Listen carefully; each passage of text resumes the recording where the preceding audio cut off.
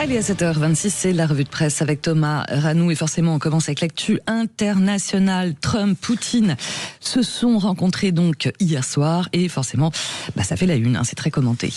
Ouais, tapis rouge, défilé aérien, sourire appuyé. Hier, Donald Trump a orchestré un retour très chorégraphique très chorégraphié pour Vladimir Poutine. Ouais. C'est vrai.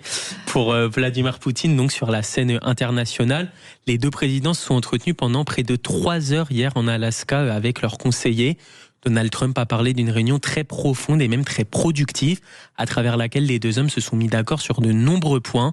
Il estime que désormais un accord de paix dépend maintenant de Volodymyr Zelensky. Le président russe, de son côté, a demandé à l'issue de cette réunion à ce que la sécurité de l'Ukraine soit garantie et appelle à ouvrir la voie à la paix. Bon, de belles paroles, certes, mais dans les faits, rien de concret pour le moment. Les deux chefs d'État se sont séparés sans rien dévoiler d'un possible plan de paix pour l'Ukraine. D'où notre question sur les réseaux. Est-ce que vous pensez que c'est un échec ou pas? Pour l'instant, vous êtes non à 68% et oui à 19% dans les débat travers 9h avec Franz-Olivier Gisbert et Johan Gillet. Thomas, autre sujet qui revient ce matin à la une, notamment dans la dépêche du midi. L'été, c'est forcément la saison des cambriolages. Oui, c'est exactement ce que titre le quotidien régional qui note que l'année dernière, plus de 218 000 cambriolages ont été recensés dans l'Hexagone. Ça représente environ 600 infractions par jour, tout de même. Une tendance qui repart largement à la hausse, alors qu'elle avait baissé forcément avec le Covid en 2020. Et parmi ces cambriolages, une large partie ont donc lieu en juillet et août, lorsque les propriétaires ne sont pas là. 60% des infractions surviennent en leur absence. La région la plus touchée, Laurence, c'est l'Île-de-France, avec 26% des cambriolages à l'échelle nationale.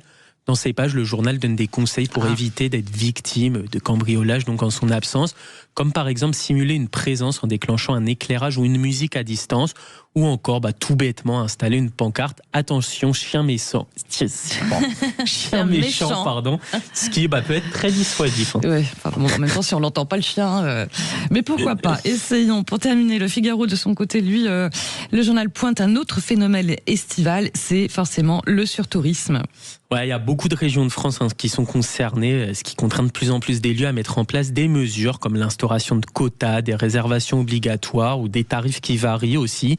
Tout ça dans le but forcément de limiter les flux. Il faut dire que si la France est toujours le pays le plus visité au monde, 80% de l'activité touristique se concentre sur seulement 20% du territoire. Forcément, vrai sujet.